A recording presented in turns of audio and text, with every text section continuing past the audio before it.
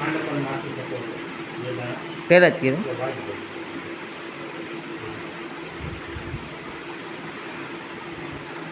Mix થઈ ગયું આપણે બધું. હવે આમાં આપણે લોટ બંધાઈ ગયો છે. આ લોટને બહુ આપણે દોવાનું નહીં, નકર શીકણું કરી જાય. આ રીતે હલાવવાનું.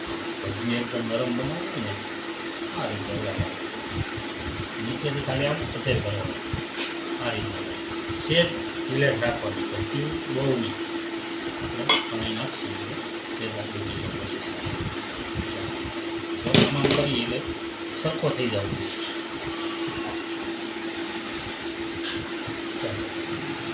રોજ બાંધી તૈયાર થઈ ગયું. એકદમ નરમ, પોષક અને વ્હાઈટ.